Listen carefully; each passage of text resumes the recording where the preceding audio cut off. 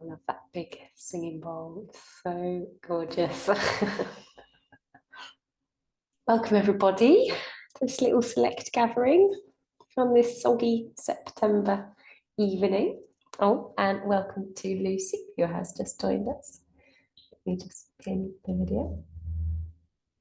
There we go. So tonight we're going to start with a Dharma Glimpse by Dave, read by Dave. You.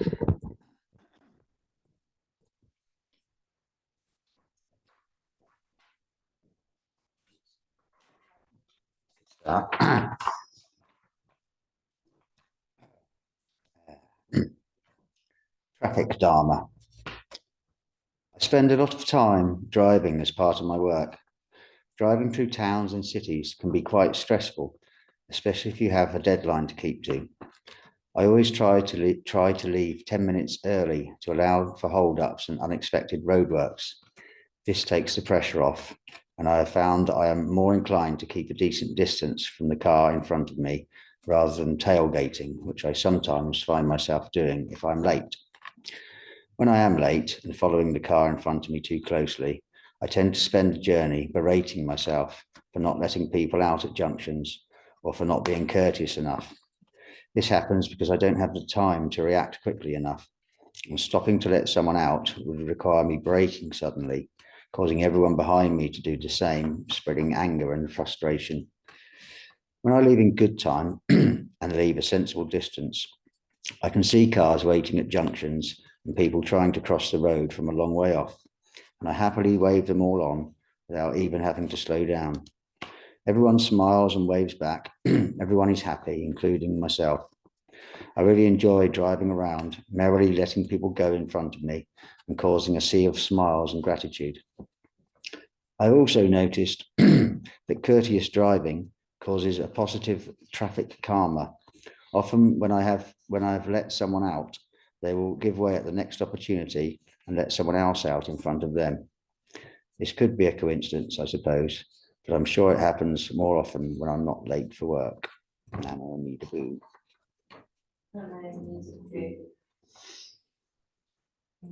Oh, sorry.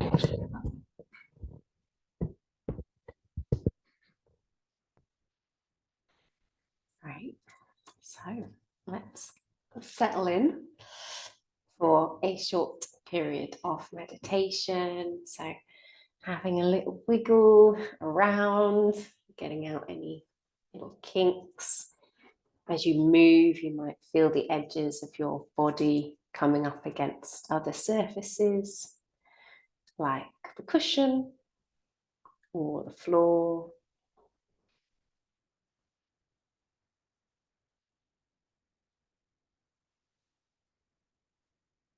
Maybe finding that center of gravity and position of ease that isn't too far forward, isn't too far backwards, so that the spine can rest naturally and comfortably upright.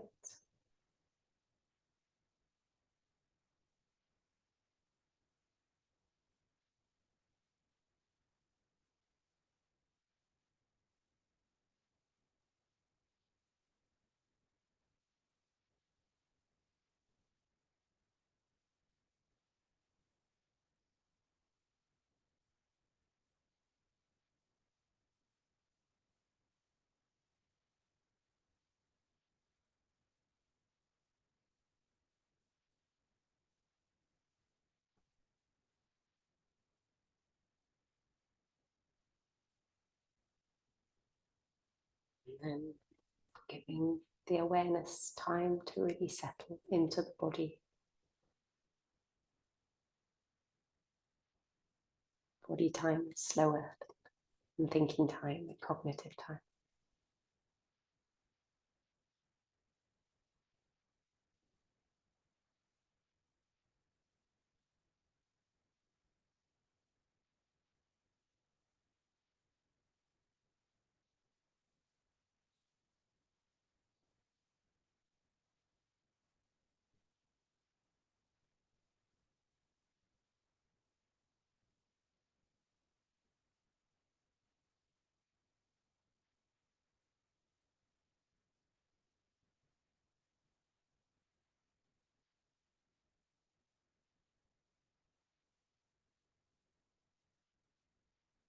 Perhaps noticing any parts of the body that feel particularly comfortable.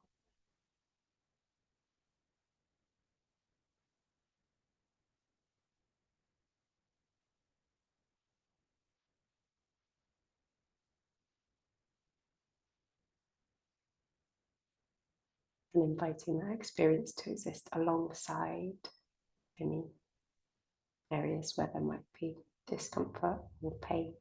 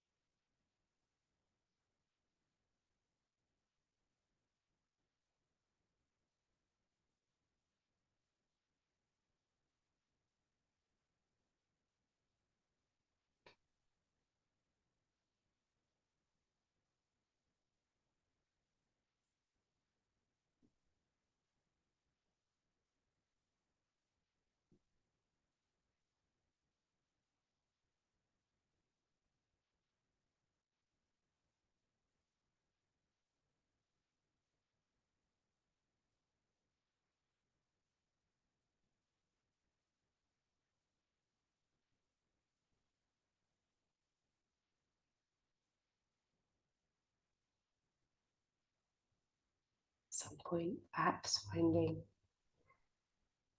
expansion and the contraction of the breath.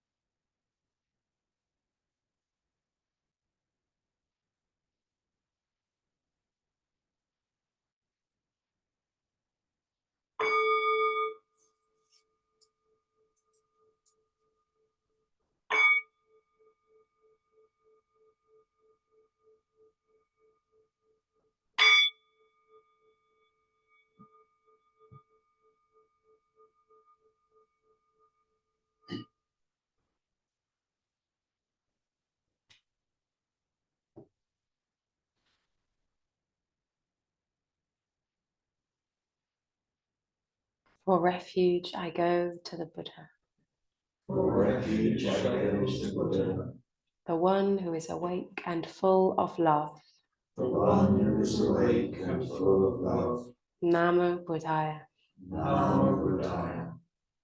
For refuge, I go to the Dharma, For refuge I go to the Dharma, all that guides us to wisdom and compassion. all that guides us to wisdom and compassion. Namo Dharmaya. Namo Dhammaya.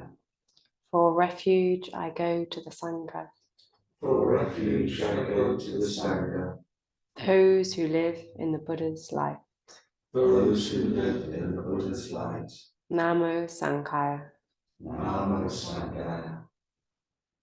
With faith in the three jewels With faith in the three jewels and in awareness of my human tendencies, and in awareness of my human tendencies, I pray that I may become aware I pray that I may become aware of when I take life. of when I take life. I pray that I may become aware I pray that I may become aware of when I take what is not freely given. of when I take what is not freely given. I pray that I may become aware I pray that I may become aware of when I fall into sexual misconduct. of when I fall into sexual misconduct. I pray that I may become aware I pray that I may become aware of when I fall into wrong speech. of when I fall into wrong speech. I pray that I may become aware I pray that I may become aware of when I become intoxicated. of when I become intoxicated. No blame, No blame, be kind, be kind, love everything. love everything.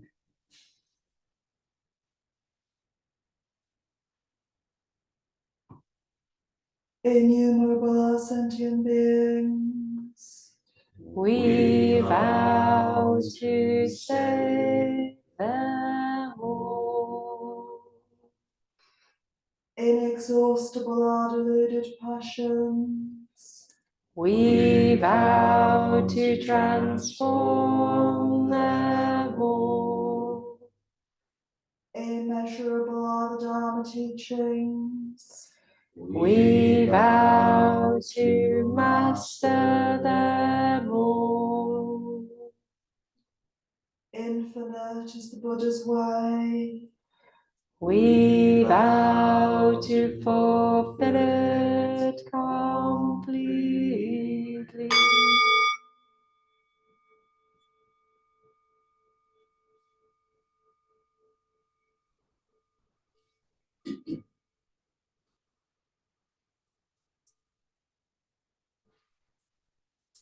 Come in the view. Wow, it's so dark outside. With the seasons really turned.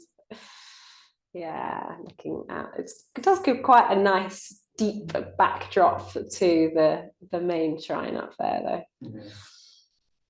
Yeah. So I was walking with my lovely dog Anya earlier today. And there was a very slight breeze, It wasn't as windy as it is in quite a lot of places right now. It was a very slight breeze. And I noticed that most of the trees, most of their body, most of the main part of the tree was still. And most of their branches were still. And then right on the tips of the branches, the leaves were moving in the breeze, and some of the thinner branches that the leaves were attached to were moving in the breeze. But the heavier branches were still and the trunk of the tree was still. And it reminded me of the first meditation group I went to when I was 15, and with a different Buddhist movement, and of the person who was leading the group saying, you know, when you're meditating, what we're doing is we're cultivating this kind of sense that we can be as strong and rooted as a tree, but remain flexible in our branches. And then the more that we cultivate that, they said, the more that we cultivate that, the less, like, when life's craziness hits us, we don't just crack and smash like a storm hitting a tree, but we can, you know, we can bend with it, we can move with it, and that trunk and deep roots can stay strong. And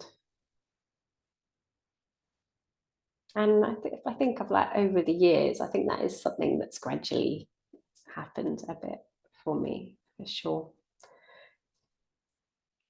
In that things move my leaves and my branches all the time, you know, like a loud noise, but my leaves, you know, startle, or like a too bright light, or somebody's, you know, I'm quite sensitive to tension in other people, so a little bit of tension on my front, you know, my leaves and my branches will rustle a bit, but more and more kind of my trunk stays relatively settled, stays pretty settled.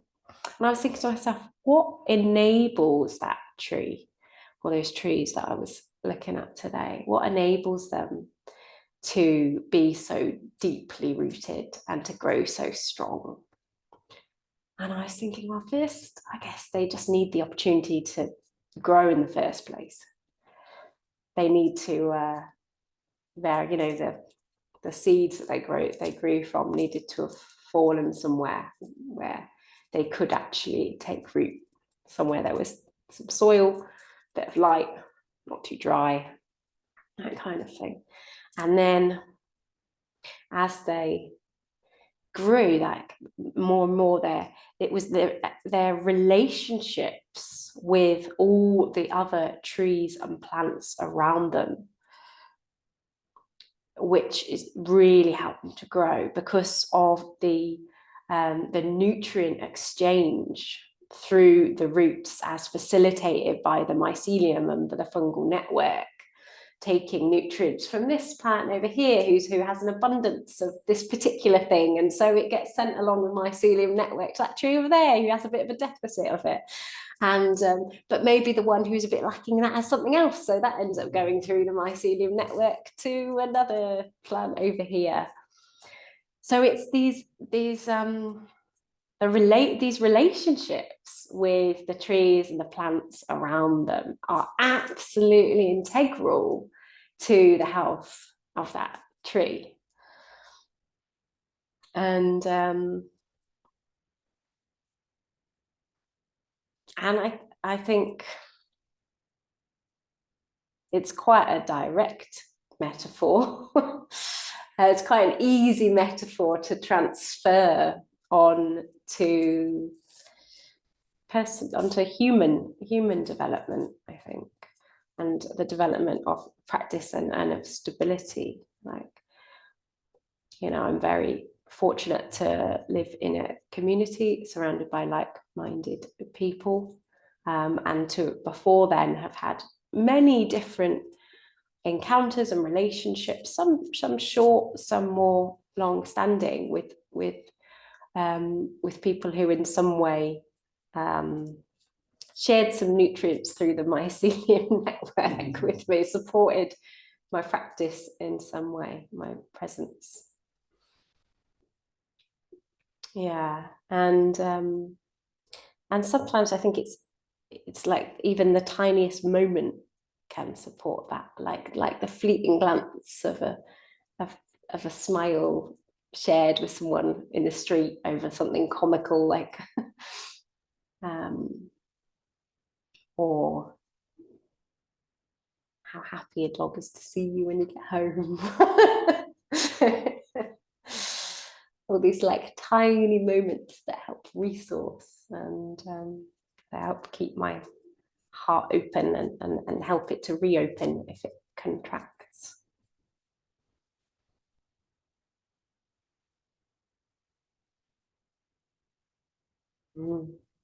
So to come round a little bit, to come round circle a little bit. I guess so much of what enables that sense of that ability to be rooted and at the same time flexible, strong and flexible, not easily blown over, is reliant on other people, other forces, other beings, other power. Like it all is like, it's not me creating somehow the conditions by myself for any of that to happen. Just as the tree doesn't create its own ability to grow really strongly, it's all about its relationships with the environment and the earth and everything else around it.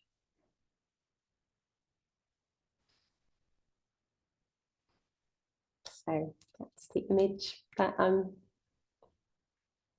ending with tonight. Namo mi dabu.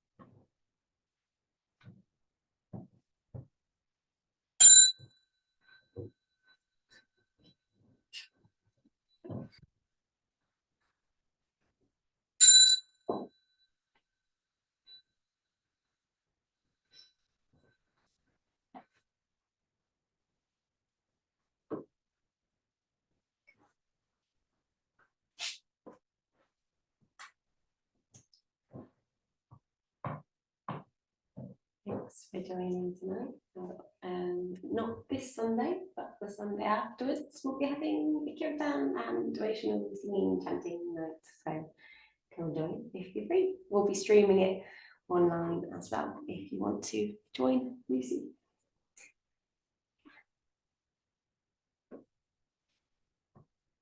Blessed by Amitabha's light, may we care for all living things and the holy earth. Dharma Glimpse.